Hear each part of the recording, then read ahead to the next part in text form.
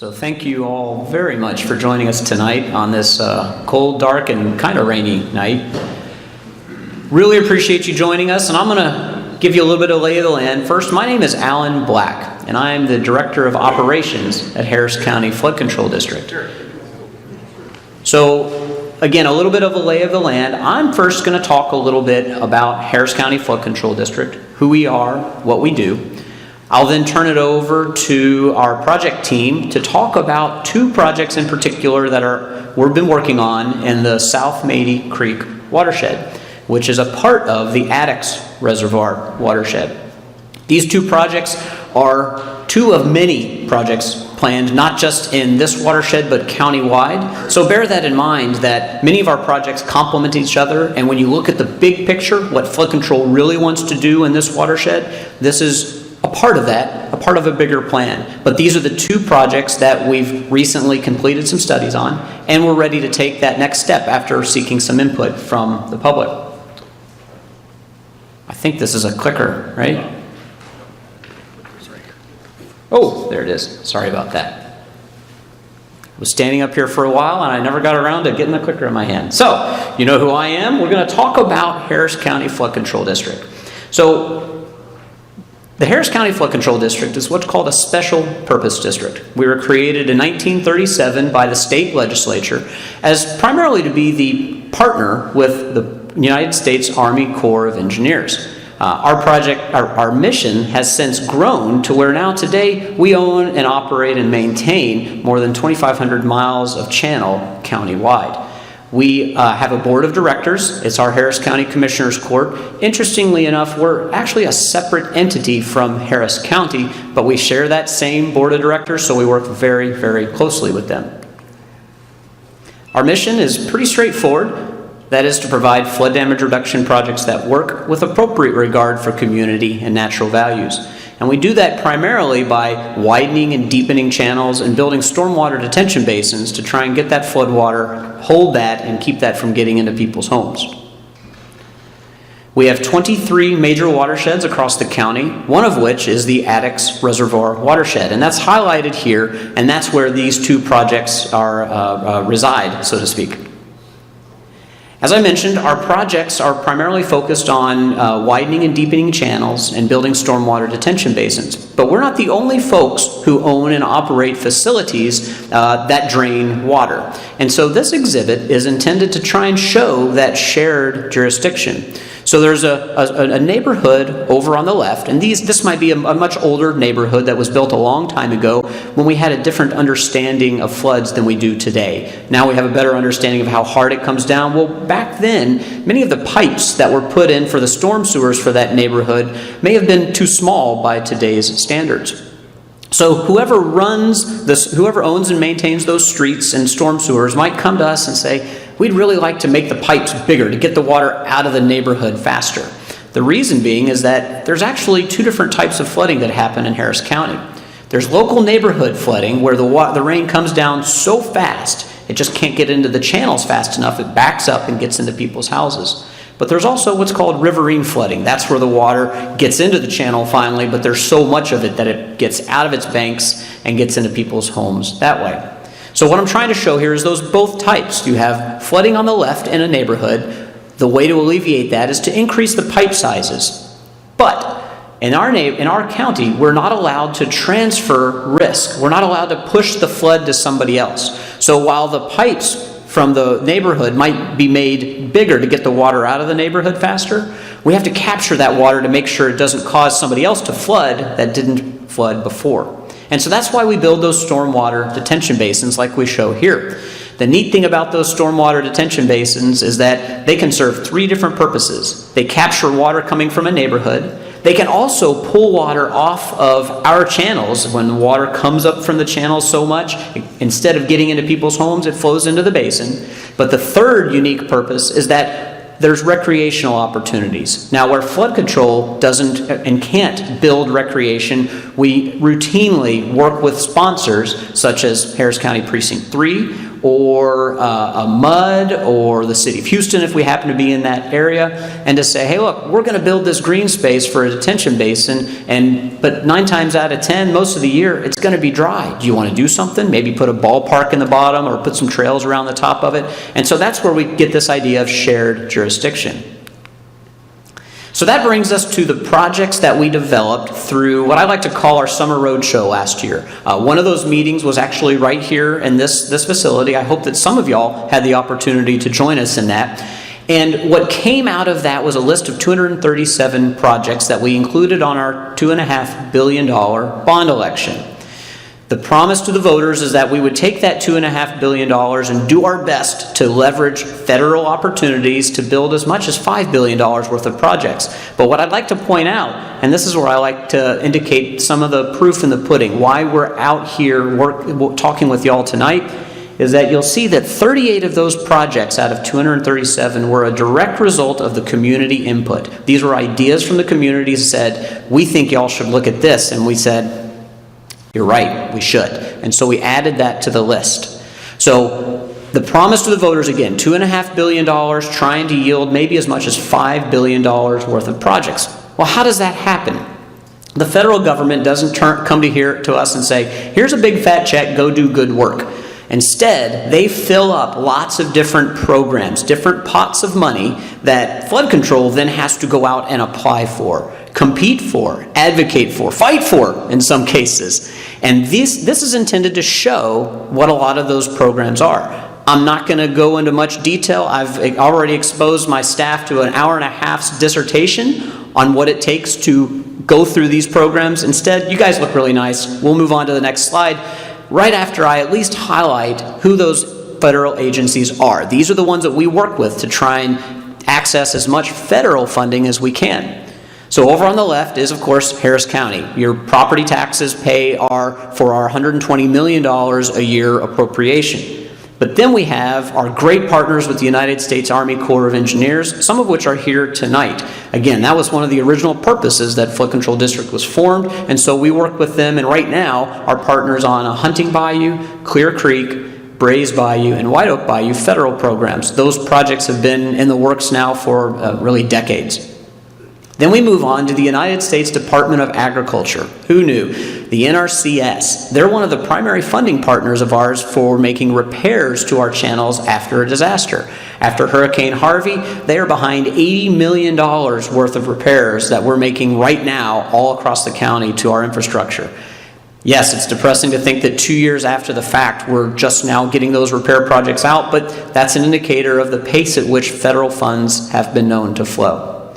Then we get to FEMA, and FEMA has all kinds of programs. I'm not going to go into the main details, but I'm going to throw out some numbers and some acronyms. HMGP, Section 404, Section 406, PA, you name it. If there's an acronym, they've come up with it. I will pause for one moment. A couple of folks, I see you're taking pictures of the screen. No problem. You're more than welcome to do that. But we're also going to make sure and upload all of these slides to our website either tonight or first thing tomorrow morning, along with a sound recording of how I'm talking and how the presenters after me will speak. So you'll be able to get all that way. No problem taking pictures, though. I just want to let you know you can download all of them later.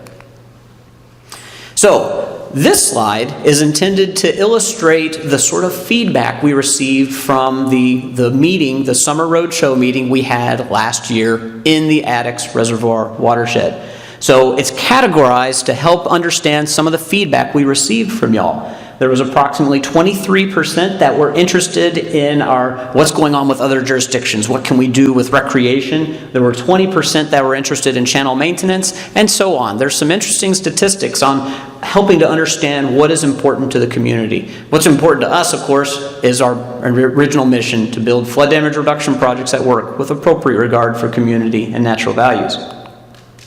So with that, I'd like to turn the microphone over to our next presenter, and it's Jonathan St. Romain. Jonathan is a project manager at Harris County Flood Control District, and he'll be talking about these projects that we've been looking at. Thanks for your time.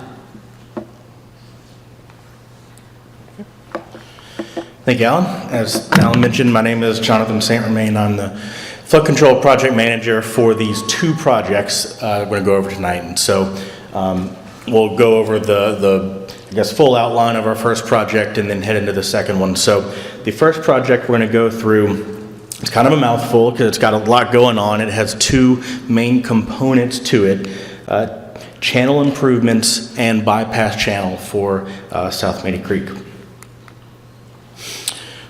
First, we'll go through where are we in this process, and we've got a lengthy process that we go through for all projects, and we've got this slide also on a big poster board in the back, because there's a life cycle for every project, and we've already completed this first one over here in blue, the feasibility study stage, and it's in the feasibility study stage that we look at all the possible projects that could happen, that we could do, that could make some kind of improvement, and then pick out which ones are going to work.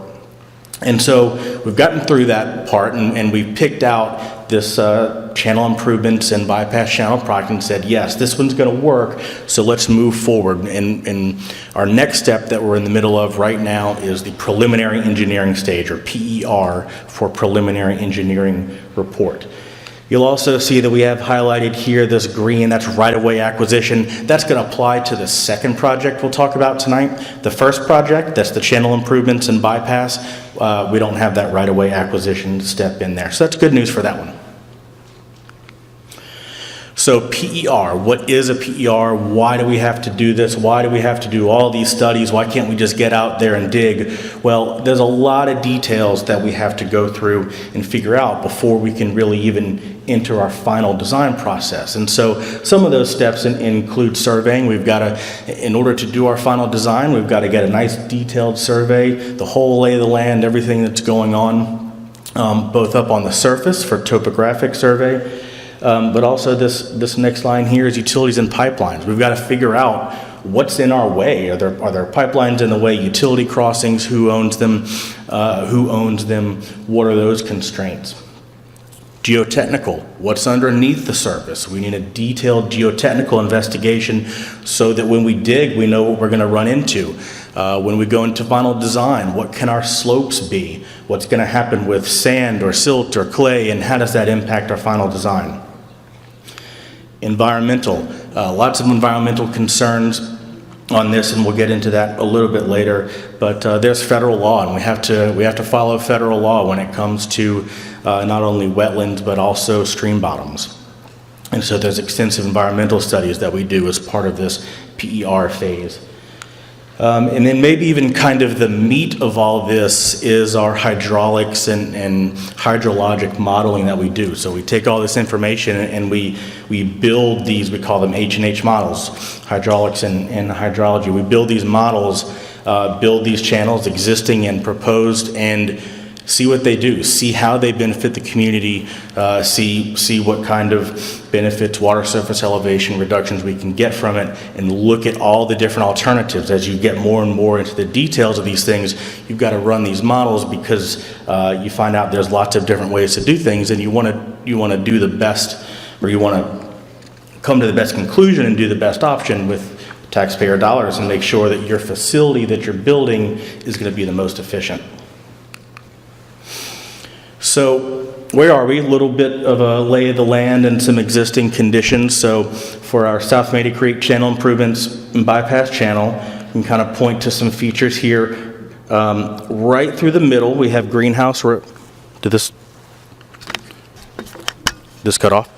Right through the middle, we have greenhouse road, runs north to south, and we're looking at the section of South Mayde Creek that comes from Barker Cypress all the way up to about Fry Road. And everything that's east or downstream of Greenhouse Road in this box, you can kind of see, that's U.S. Army Corps of Engineers property. That's Attucks Reservoir. What? A little louder. A little louder? Just to make sure. Yeah. Attucks Reservoir is in here. And then upstream of Greenhouse Road, we have South Mayde Creek. It comes all the way to Fry Road, and that's our project area for the channel improvements and bypass channel. Now again, down here I mentioned this is Attucks Reservoir. That's U.S. Army Corps of Engineers property. So there's additional permits that we have to go through, and so we've had some constant coordination with the U.S. Army Corps of Engineers. Lots of back and forth in determining what's going to be involved. with those permits because it is their land. And for us to look at doing a project on federal property on their land, that just means that we've got to coordinate with them, and they're going to have requirements for us.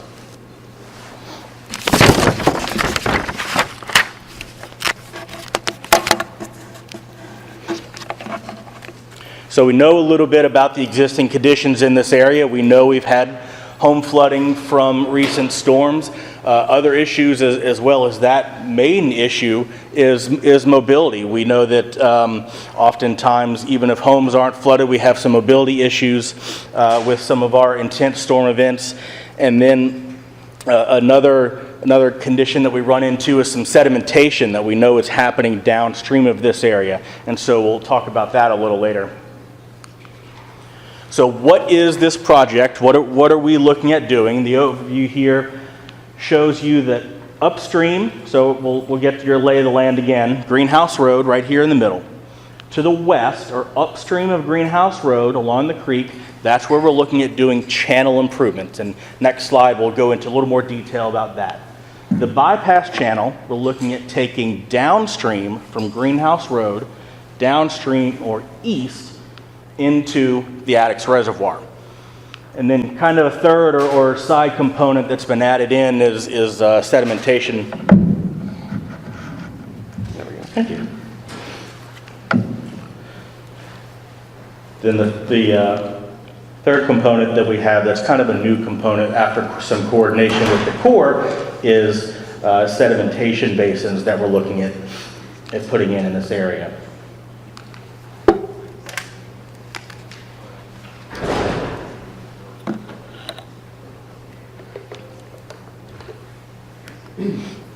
So the channel improvements, what does that mean when we say channel improvements or channel conveyance improvements? Well, really to put it simply, it means widening. In this area, South Mayde Creek, between Greenhouse Road and Fry Road, we've got 300 feet of existing Harris County Flood Control District right-of-way. That's a good thing. We can do channel widening in this area without going after additional right-of-way. And another note here is that there are walking trails that exist up on the kind of the tops of the side slopes, and those may be impacted, and so we would have to look at how those could get moved or replaced. So if we look at a cross section of this area, if you're standing down in the bottom of South Mayde Creek and you're looking downstream, you're in the bottom there and you can see trees up on your right and up on your left. You can see what this existing grade looks like. Well, there's actually a lot more room within the right-of-way we already own to excavate out on both the left and right sides of the channels. And so that's what we mean by channel conveyance improvements. Let's widen the channel as best we can. So moving on to the next component of our bypass channel. Now we're looking at east or downstream of Greenhouse Road, and we're proposing a bypass channel that connects into South Mayde Creek here, comes through the reservoir, and then connects back in just before Barker Cypress. And we're looking at a number of different options with this. Now, with all the options that we're looking at, there's a number of constraints and challenges that we've got to work through. And so that kind of gets back to what is a PER? Why do we do this PER? Well, we've got to work through some of these challenges. What are these challenges? First is we're proposing a bypass channel that connects here and connects back downstream in South Mayde Creek, but there's a tributary that comes in from the north right here. Well, what do we do with that? Where does that tributary connect in? What's the elevation of our bypass channel going to be compared to what the elevation of that tributary? If it's too high or if it's too low, how do we connect that in? What are the water rights? Can we intercept that tributary and just take it east through the bypass, or are there water rights issues to where we've got to make sure it keeps on going where it goes today? I mentioned these connections here. There's a couple different things to look at. Exactly where, at what elevation do we connect this bypass in to South Mayde Creek? We can connect it in at the very bottom, at the bottom of the channel, and then all flows would go around the bypass, or we can come in a little higher and only the higher flows would hit that bypass and come around.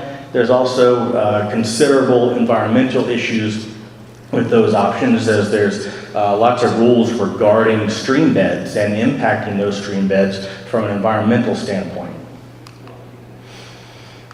We've also got this proposed bypass channel crossing a road, and so we've got to look at what happens to this road crossing here. Do we build a bridge? Do we put in culverts? What does that do to us hydraulically with our hydraulic models? What's the cost of putting in a bridge? Who would do that? This number 4 is just a general, how do we design this bypass to avoid both erosion and sedimentation? What are the velocities of the water coming through here for particular storm events? How can we prevent more sediment from being displaced? And then maybe most importantly to all this is show no impact. And by show no impact, I mean prove that there is no adverse impact. So because we're doing a project on Corps property, it's a Army Corps of Engineers requirement that we not adversely impact the water level or the rate of rise of the water within the reservoir. Well, it's also flood control's criteria, our own criteria for our own project, that anything we do, we cannot negatively impact other areas, either upstream or downstream. And so this is one of the main constraints, is how can we put in this bypass channel and not adversely impact the other surrounding neighborhoods. As Alan mentioned at the beginning, talking through storm sewer improvements, the county or whoever, your MUD or whoever owns the storm sewer isn't able to just upsize all the storm sewer in your neighborhood and then dump it all into our channels, because that would adversely impact others. And so this is the same thing. And so that's why we run our hydraulics and hydrologic models, our different configurations, to make sure that we don't do that, or to mitigate for any potential issues there may be. I mentioned sedimentation basins, and that was something that's come up with coordination with the U.S. Army Corps of Engineers for the permit that we would have to get to do a construction project on their property. We would have to show that we're not bringing more sediment into the Attucks Reservoir, and that's a good thing, and we agree, and that's not something that we want to do, is build a project that's then just going to dump more sediment into the reservoir. And so now we've added a component to this project to look at sedimentation basins. And so again, more models that we need to run to figure out how do we build the basins, where can they be, how does water get into them to slow the water down enough to where sediment can fall out. We've got to be able to maintain these basins. We've got to be able to scoop the sediment out and haul it away. So all of those things is part of what we're looking at. So what are the results? After looking at all of these issues, what conclusion can we come to in terms of benefit for the community? Well, we think with the channel improvements alone, we can get up to 1.3 feet of peak water surface elevation reduction, and that's in the vicinity of neighborhoods between Greenhouse Road and Fry Road. And we're still working through the modeling on the rest of the components, but we can share with you now we've got about 1.3 feet of benefit, and that's peak water surface elevation reduction from the channel improvements component of the project. Where are we in the timing of all of this? Well, for the rest of this year, we're right in the middle of what we're doing tonight, gathering public input, working through the remaining challenges and continuing our modeling. And then spring of 2020, we hope to get this preliminary engineering report finalized, and then move into detailed design following that. And all through this process, as we get through these next steps, we would have communication with the communities as well through various formats.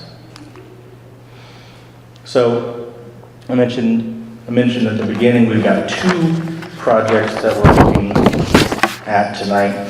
The second is stormwater detention basins on South Mayde Creek. So the first we really dealt with channels and the movement of water, the channel improvements and the bypass channel. This project, it's a separate project, and it's looking at regional detention basins. So of course our purpose and our goals here to reduce the risk of structural flooding.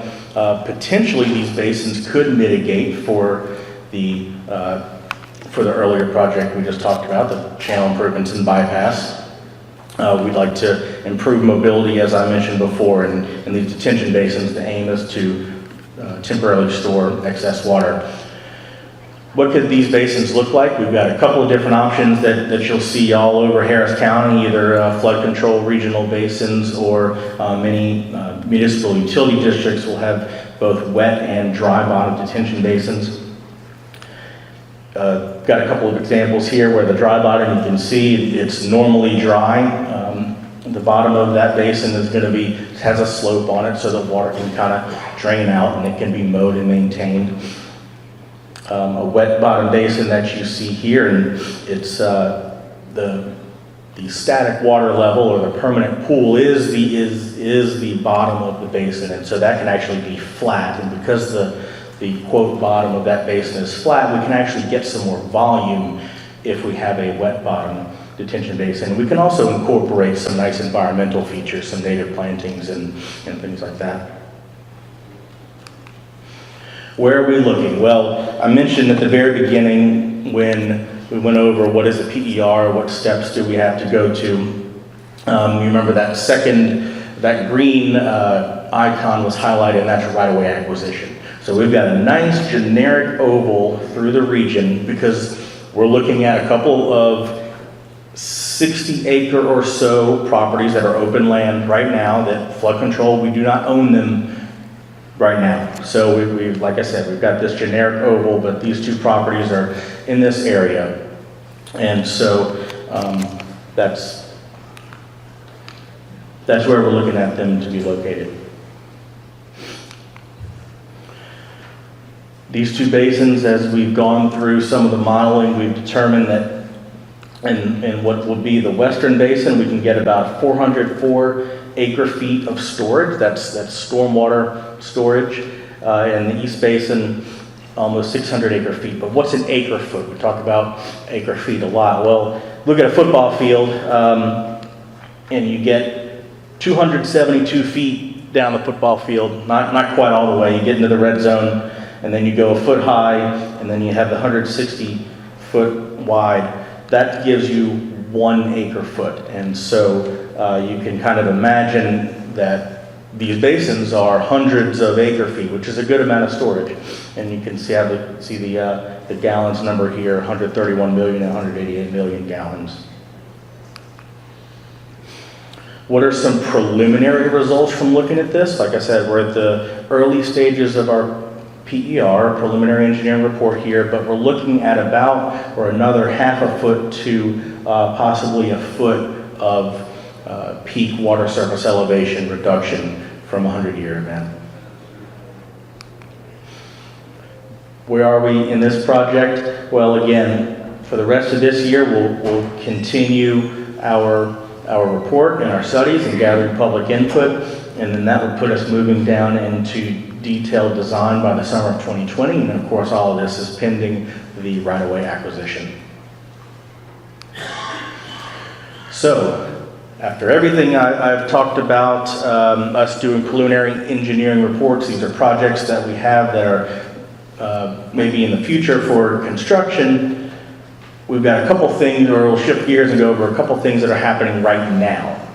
And so the things happening now are not necessarily related to projects that have just gone over tonight, but if you see construction, traffic, and equipment going up and down the area, they're probably related to these things that are going on. And we recently completed a desnag a desnag effort, I think down in the Attucks Reservoir along the creek, and so we worked with the Corps on getting some folks in there to pull some trees and blockages out of that. So I think that's recently completed. Active right now is a repair effort, and that's on South Mayde Creek from Greenhouse Road up to Fry. I think it's up from Fry Road upstream of there to the west, and so that's repairing if there's damaged outfalls, any erosion repairs and sedimentation. Those are the types of things those crew will be doing. And then brand new or hot off the shelf is our de-silt project that we just bid back in October, and that's a desiltation effort in the bottom of the creek to remove that sediment, and that is set to begin at the end of this year. So you can look forward to those projects. You can have questions on, and we'll break out into the open house portion in a second. If you have questions on those projects going on now, you can find, I will point to him, Matt Lopez in the back, and I think they'll be over there by our service requests thing. So with that, we will say we want to hear from you, and you can visit our website, and we've got the 2 projects that I talked about, hcfcd.org/C36 and C46. And I will turn this over to Herman. Thank you, Jonathan.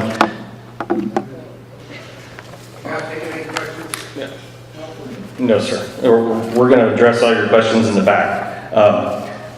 Good evening. My name is Herman Sanders. I'm with the Harris County Flood Control District Communications Department. On behalf of the Flood Control District, I'd like to thank all of you for coming out tonight, as we appreciate your time.